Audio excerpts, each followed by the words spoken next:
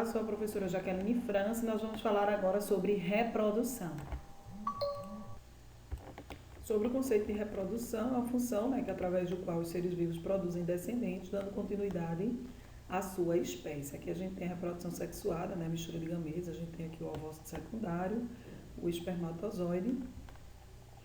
Temos aqui também, né, uma reprodução sexuada, fecundação interna, o descendente, aqui uma reprodução assexuada de um indivíduo unicelular, o brotamento, que também é uma reprodução assexuada de indivíduos multicelulares, e aqui nós temos tanto a reprodução assexuada como sexuada, né, que nós chamamos de alternância de gerações, em plantas.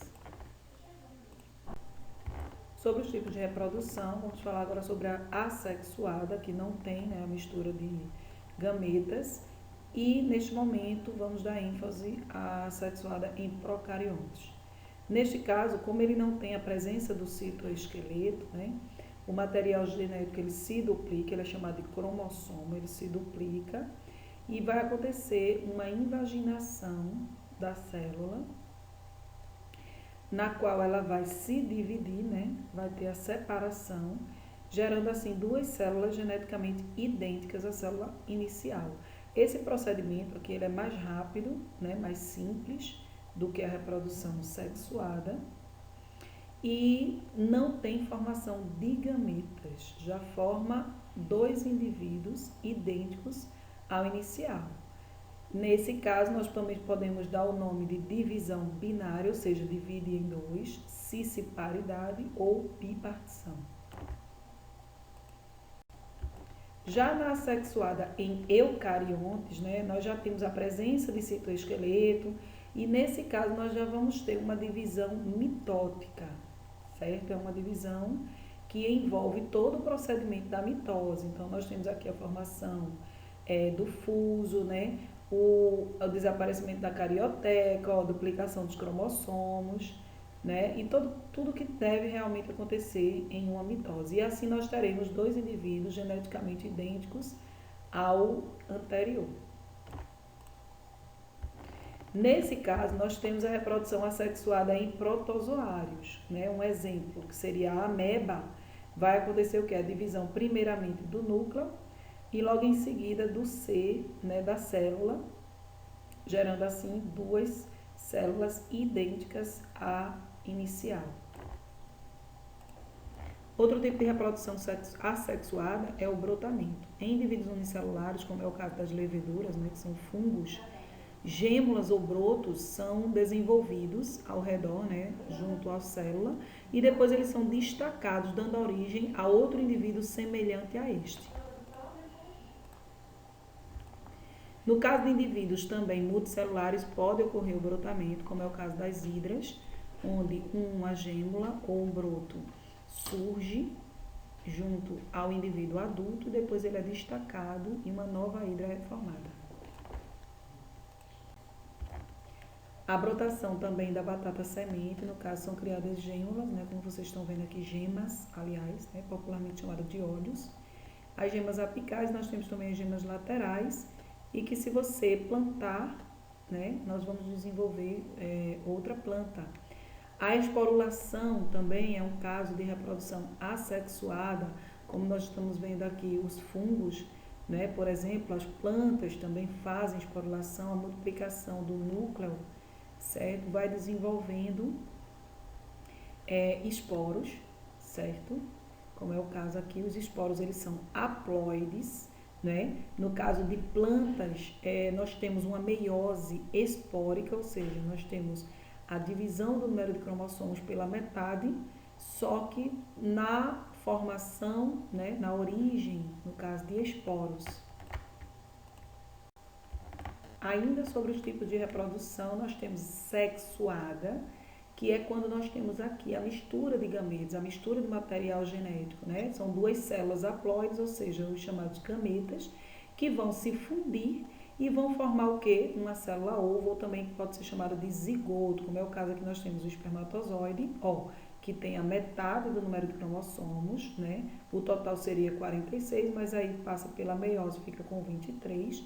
E aqui nós temos o ovócito secundário também com 23, que quando se unirem, nós vamos formar os 46 cromossomos e aqui nós temos a célula ovo ou zigoto. E essa mistura, né, do espermatozoide com o ovócito, nós chamamos de fecundação. Logo após, nós vamos ter várias divisões celulares, que nós chamamos de clivagem, certo? São várias mitoses que acontecem, 2, 4, 8, 16, até virar a fase de mórula.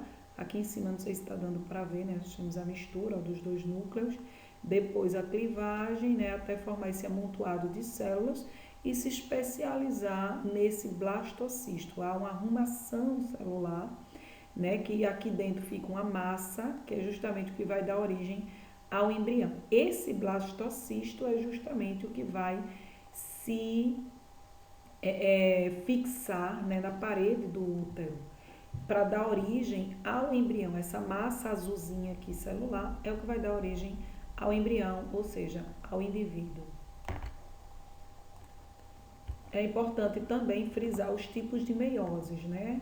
A gente tem a meiose gamética, que é o que acontece nos animais, certo? O nosso caso é uma meiose gamética, ou seja, é uma meiose que vai originar gametos, vai pegar uma célula diploide, né? Uma célula germinativa diploide, que vai sofrer meiose e vai dividir o número de cromossomos, né, daquela célula pela metade. Em vez de 2 entes, ela vai ficar com N. E aí são os gametas, né? Os gametas vão se fecundar e dar origem a um zigoto, mas a meiose ela deu origem a gametos, por isso que está destacado aqui em vermelho. Já na meiose espórica, como ocorre no caso das plantas, né, nós temos o esporófito, que geralmente é a folha na maioria das plantas, certo? Na folha nós temos células germinativas contendo o número de cromossomos total, né? E aí nós chamamos de esporângio, o local onde estão essas células germinativas, que vai passar pela meiose, transformando em esporos com a metade do número de cromossomos. Então, no caso de plantas, a meiose é espórica e no caso de animais, a meiose ela é gamética. É importante a gente não esquecer desses termos. Esse aqui é o ovócito secundário, né? Popularmente, para muitos, né, chamado de óvulo, mas ele só vai se constituir em óvulo depois da fertilização, depois da fecundação. E esse aqui é o espermatozoide, um dos, né, que ele tem esse formato hidrodinâmico, ele é bem menor do que o ovócito secundário. Por quê? Porque o ovócito secundário ele tem uma grande quantidade de material nutritivo chamado vitelo, é o que vai manter o embrião. E o espermatozoide ele tem essa longa cauda, né, em formato hidrodinâmico para facilitar a sua locomoção e chegada até o ovócito secundário. Então, vocês estão diante aqui de 2 gametas, certo? O gameta masculino e o gameta feminino, contendo a metade do número de cromossomos. No caso dos seres humanos, 23 cromossomos e aqui também 23, para quando, né, no ato da fusão, somem e formem os 46 cromossomos para constituir o indivíduo completo.